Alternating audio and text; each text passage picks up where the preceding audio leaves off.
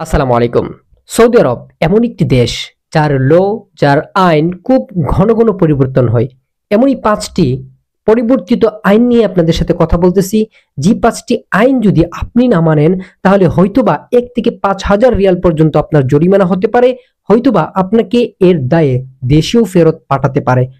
So চলুন আমরা আমাদের মূল ভিডিও শুরু করি। নাম্বার ১, আপনার ইকামা সৌদির নতুন অনুযায়ী সবসময় সাথে রাখতে হবে। আপনার ইকামা মানে আপনার ফোনে যে আফসার সেটা নয়, আপনার ইকামা কার্ডটা আপনার সাথে থাকতে হবে। যদি আপনার ইকামা কার্ডটা আপনার সাথে না থাকে তাহলে এর দায়ে আপনাকে ১ থেকে ৩,০০০ রিয়াল পর্যন্ত জরিমানা করতে পারে সৌদি পুলিশ। সো এই বিষয়টা সবসময় খেয়াল রাখবেন। আপনি বাহিরে যান, যেখানেই যান, কাজে যান, আপনার ইকামা কার্ডটা আপনি সবসময় সাথে নিয়ে যাবেন। ২ নম্বর, যারা কোম্পানিতে কাজ করেন, বিষয়টা খুবই সেনসিটিভ, মনে রাখবেন। যারা কোম্পানিতে কাজ করেন, আপনাদের রুমে বা আপনাদের বেডের পাশে অনুমতি ছাড়া কাউকে ঢোকার বা কাউকে রাতে থাকার মতো জায়গা দিবেন না। যদি এই বিষয়গুলা কোম্পানির ঊর্ধ্বতন কর্মকর্তারা জানতে পারে তাহলে আপনার বিরাট সমস্যা হবে এবং এর জন্য আপনার নামে মামলাও হতে পারে, আপনার জন্য জরিমানাও হতে পারে। সো এই বিষয়টা খুব ভালোভাবে খেয়াল রাখবেন।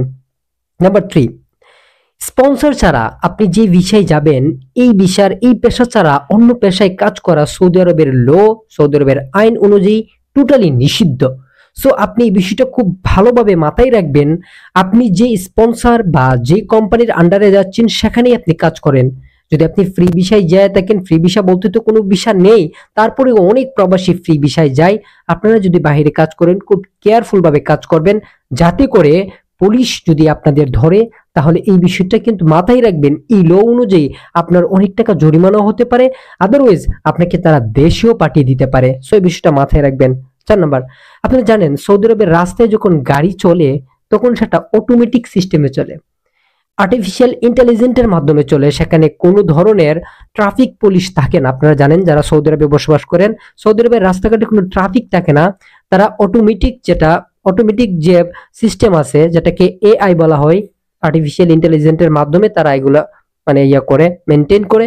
সো আপনি যখন গাড়ি চালাবেন অথবা আপনি রাস্তাঘাট দিয়ে পার হবেন, সেখানে কিন্তু সব ডিজিটাল সিস্টেমে করার চেষ্টা করবেন। বিশেষ করে যারা পথচারী আছেন তারা ডিজিটাল সিস্টেমটা ফলো করার চেষ্টা করবেন। আর যারা গাড়ি চালায় বিশেষ করে তাদের ঝুঁকিপূর্ণটা বেশি থাকে। আপনি এমন জায়গা দিয়ে গাড়ি চালাচ্ছেন যেখানে পাথরের চিপায় সিসি ক্যামেরা রয়েছে, গাছের চিপায় সিসি ক্যামেরা রয়েছে। সো এই বিষয়টি খুবই কেয়ারফুল ভাবে আপনি গাড়ি চালাবেন। যেখানে গতি যেরকম ঠিক সেই রকমই চালাবেন। আপনি গাড়ি চালিয়ে চলে গেছেন, আপনার কোনো খবর নাই, অথচ একটু পরে আপনার ফোনে মেসেজ আসছে ১,০০০ রিয়াল গারামা, ২,০০০ রিয়াল গারামা। বিষয়টা কেন? আপনি তাদের যে আছে আইন ভঙ্গ করছেন, এজন্য তারা আপনাকে পেনাল্টি দিয়েছে। সো এই বিষয়টা খুব ভালোভাবে কেয়ারফুল ভাবে মাথায় রাখবেন।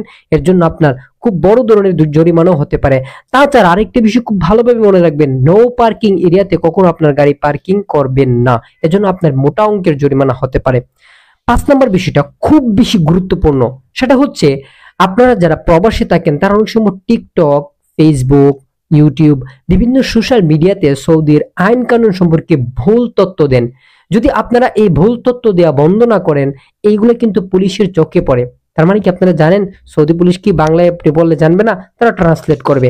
সো খুব কেয়ারফুল ভাবে এই বিষয়টা খেয়াল রাখবেন, আপনার দ্বারা যেন সৌদি আরবের আইন ভুলভাবে ব্যাখ্যা করার কোনো পোস্ট, কোনো ভিডিও, কোনো সোশ্যাল মিডিয়াতে পোস্ট না হয়।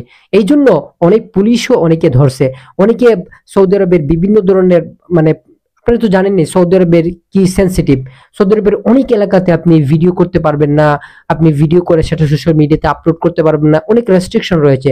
সো এই বিষয়টা নিয়ে খুব বেশি কেয়ারফুল থাকবেন। এই ৫টি ভুল যদি আপনি করেন আপনার মোটা অঙ্কের একটা জরিমানা হতে পারে, সেই সাথে আপনাকে তারা দেশেও পাঠিয়ে দিতে পারে। সো এই বিষয়টা সবসময় কেয়ারফুল থাকবেন। ভালো থাকুক প্রবাসী, ভালো থাকুক বাংলাদেশ। দেখা হবে পরবর্তী ভিডিওতে। সালামু আলাইকুম।